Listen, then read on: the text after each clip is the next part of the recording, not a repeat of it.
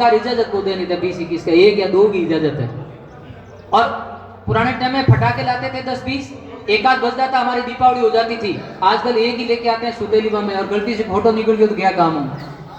मैं इकलौती संतान है सबके, रानूराम जी और प्रधान साहब और सब बैठे हैं। बाड़मेर की हालात क्या है, बच्चे यहाँ पर आ गए, कोई पीछे पूछने नहीं आता, टाइम नहीं है अभिभावकों को। बच्चा झूठ बोलता है अभिभावकों से, क्या कहेगा, पढ़ाई अच्छी नहीं होती, मुझे ये नहीं होता है, खाना अच्छा नहीं मिलता है, रहने की व्यवस्था नहीं है, किताबें नहीं है, कोचिंग अच्छी नहीं है, जोधपुर जाऊंगा, यहाँ जाऊंगा।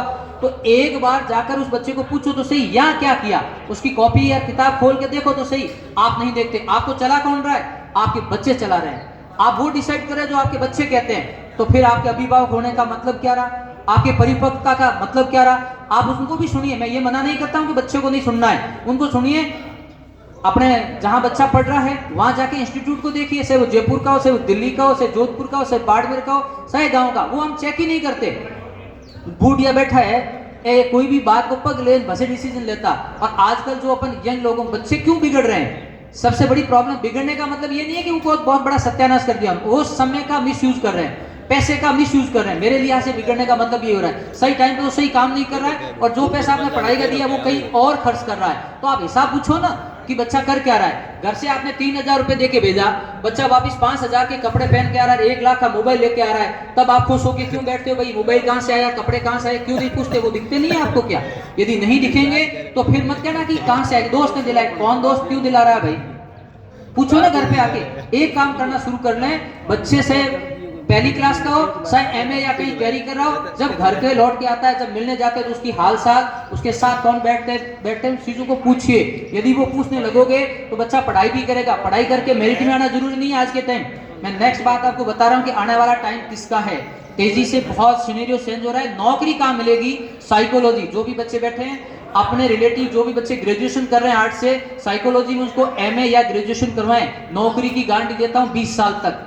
क्यों, क्योंकि जितने भी इंस्टीट्यूट्स हैं जहां भी जरूरत है, इस मोबाइल के कारण दिमाग खोखला हो गया, साइकोलॉजिस्ट चाहिए, उनके बिना किसी इंस्टीट्यूट को भी परमिशन भी नहीं मिल रही और लोगों के पास में है नहीं, तो जॉब मिलेगा। एग्रीकल्चर में सबसे ज्यादा जॉब है, बहुत सारे ऐसे काम है हम एग्रीकल्चर में कर सकते हैं। अपने बच्चों को खेती की पढ़ाई कराइए, काम आएगी।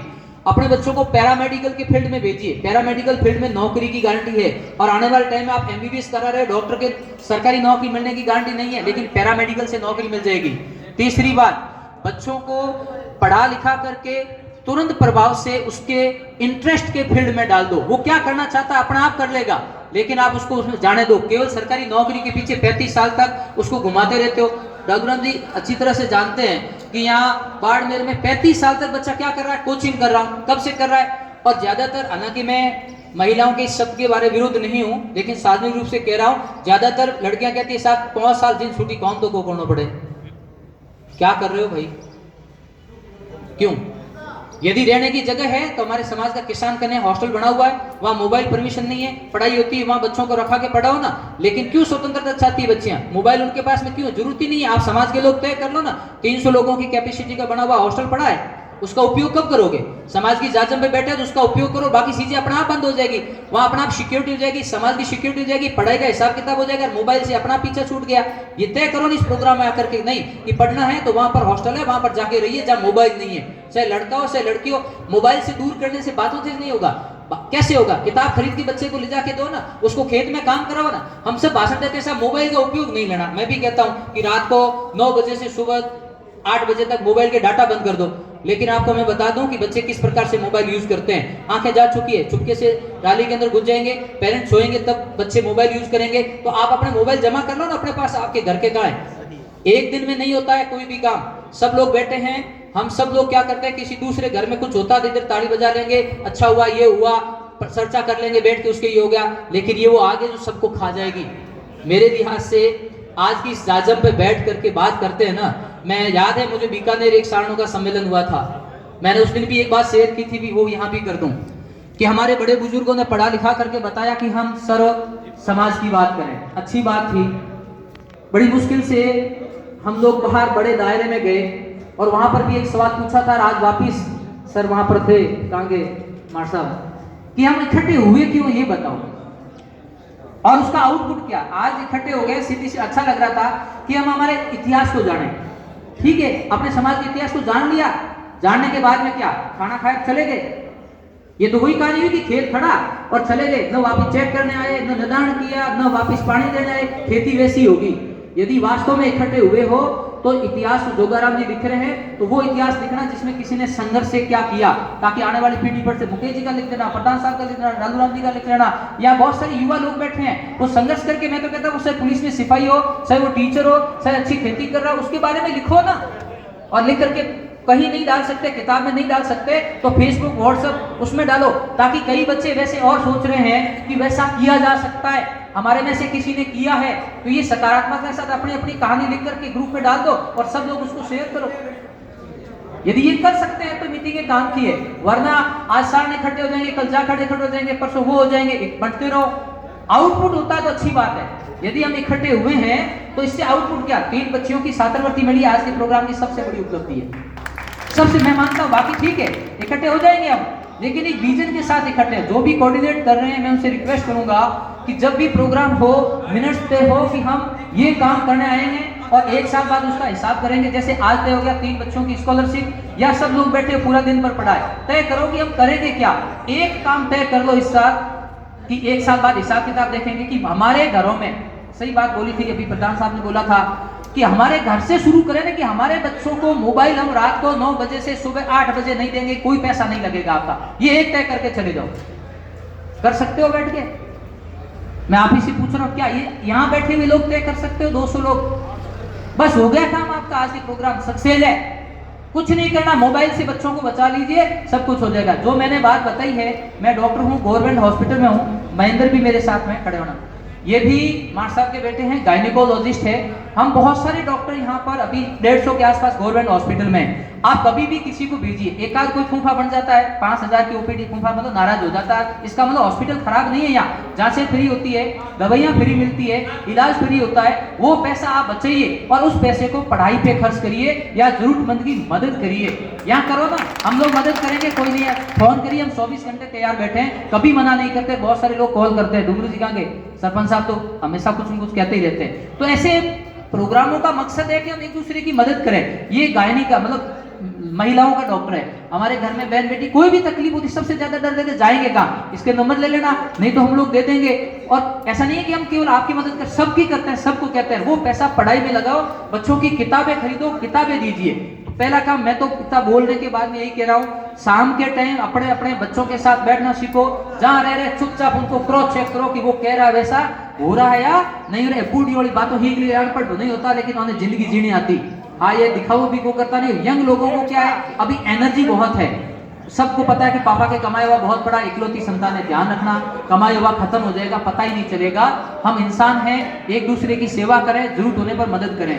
रिवाइज करते हुए शॉर्टली बच्चे के साथ शाम के टाइम बैठिएगा, दिन भर क्या किया, यदि तय कर लो, भाषण नहीं देना, फेसबुक व्हाट्सएप पे नहीं लिखना। अपने घर में पढ़ने वाले बच्चों के डाटा रात को 9 से सुबह बंद रहेंगे। मोबाइल बंद करने को नहीं कह रहा हूँ, डाटा बंद करने को कह रहा हूँ। तीसरी बात, एक दूसरे की मदद करें जहां जरूरत हो। चौथी बात, दायरा बड़ा करें।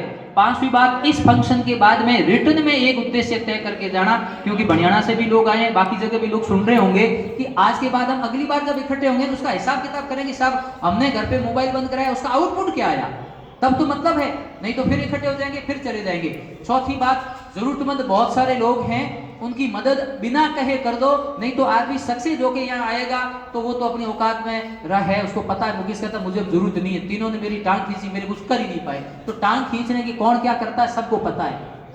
जब कोई आपके कब्जे में नहीं आदमी के फिर कर लो, जरूरतमंद है नहीं की मदद करो, ठोने ठाए। जरूरतमंद को मतलब कि पहियों गरीब नहीं है, कोई इनकी तरह जरूरतमंद होगा, कोई बुजुर्ग होगा, कोई सामाजिक रूप से जरूरतमंद है, कोई हेड और खेत को देने, रस्तों को देने, कोई भी जरूरतमंद है। कि कोई गाड़ी घड़ी है कि इसमें पंचर होगी, बीट है, को टायर हवा पड़े, कोई जरूरतमंद है। जरूरतमंद का मतलब पैसे से गरीब नहीं है, उसको तन मन धन से जरूरत पड़ती है। कई बार आफत आ जाती है, बूढ़ जब हाथ बैठ पड़ा मदद करता। आजकल हाय हेलो फेसबुक व्हाट्सएप पर करते हैं, उससे मानसिक सांत्वना नहीं मिलती है, और वो फिर जल्दबाजी में स्टेप उठाते हैं। फिर हम कहते हैं भाऊ किधर गया, हम तेरे दोस्त, काहे के दोस्त भाई, फेसबुक व्हाट्सएप की दोस्तों से क्या मतलब है।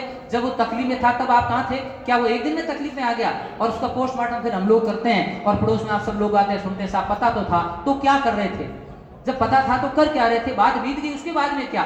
मेरे लिहाज से इस प्रकार की जांचों का उद्देश्य होना चाहिए कि हम जरूरतमंद की मदद करें। वो परिवार से हो सकता है, वो समाज से हो सकता है, वो पैसे से हो सकता है, वो पढ़ाई से हो सकता है, और वो सफल होगा उसके बाद आपकी जरूरत नहीं है उसको, उसकी जरूरत आपको रहेगी। तो दोनों लेन देन है, पहले आप मदद करो फिर वो आपकी करेगा, एक हाथ से ताली नहीं बजेगी। कहीं ऐसा नहीं हो कि बहुत सारे लोगों के साथ मैं बैठता हूँ, सक्सेस होने के बाद वो कहते हैं कि समाज के लोग ये कहते हैं, अंदर से नफरत करता है, वो बोलता नहीं है। वो कहता है जब मैं पिस रहा था, जब मैं भटक रहा था, जब मैं भूखा था, तब समाज वालों के पास में 2 के ब्याज से पैसे नहीं दिए उधार, आज समाज याद आ रहा है। क्यों वो कहता नहीं है? क्यों नहीं कहता है? उसको पता है कि मैं कहूंगा तो क्यों किससे दुश्मनी लूं। लेकिन मेरी कभी कभी इच्छा होती है, बोल ही देते हैं ना। हकीकत ही है भाई, आपके सगे भाई, काके बेटे, फूफे बेटे, मामे बेटे बैठे, उनकी मदद करो, उनको पढ़ा के आगे बढ़ाओ ना। समाज की जाजम अपना आप कह दे कि फलाना व्यक्ति ने उसको पढ़ाया। हमारे रिश्तेदार भी बहुत बैठे हैं ना जरूरतमंद, वहां से शुरू हो जाओ। इसलिए कहते हैं कोई भी काम घर से शुरू करो। अच्छा है कि हम परिवार में बैठ के बात कर रहे हैं, घर से शुरू करना, और अगली बार जाकर के हम लेके आएंगे। एटलीस्ट मैं तो आपको प्रॉमिस करता हूं, मैं कुछ मदद करूंगा, लाके कहूंगा साहब पिछली बार मीटिंग हुई थी, ये मैंने किया, ये इसका आउटपुट है। तो इस प्रकार की जाजम का मार साहब आनंद आएगा। और जो धार्मिक स्थल बना रहे हैं वो बहुत जरूरी है। इसलिए कह रहा हूं कि जब तक हम धर्म के स्थल पे नहीं जाएंगे तो संस्कार की बीज नहीं पैदा होगा। ये मंदिर, ये किताबें, ये पूजाएं, जागरण जमे इसलिए जरूरी नहीं है कि दिखावे के, इसलिए जरूरी है ताकि छोटे बच्चों के अंदर वहां से संस्कार और भगवान नाम की सत्ता से डर लगेगा, तभी संस्कार आएगा। नहीं तो संस्कार किसी दुकान पे नहीं मिलते हैं कि लेके आ जाओ। डर खत्म हो गया तो कुछ नहीं होगा। डर किसका? अच्छे काम करने का, बड़े बुजुर्गों की इज्जत का, वो सब करना है। जोग जी से मैं रिक्वेस्ट करूंगा कि जब भी आप इस मीटिंग को खत्म करें तो लिखित में ये चीज डाल दें। बातें 40 हुई उससे कोई मतलब नहीं, 5-10 लोग तय कर लो कि 5 बातें या एक बात हम फॉलो करेंगे, उसको करना है। अपने अपने विचार सब रख सकते हैं, ऑफ द रिकॉर्ड भी हम बहुत सारी बातें कर सकते हैं। मुझे तो सिर्फ कहना था कि बच्चों को भविष्य के लिए तैयार करो। पढ़ाई से संबंधित किसी को भी गाइड चाहिए, मैं अवेलेबल हूं, और हॉस्पिटल में कोई भी मदद चाहिए तो हम तैयार हैं, जब भी कहोगे, जिस रूप में आप कहोगे। बहुत बहुत आभार, थैंक यू। बहुत बहुत शुक्रिया।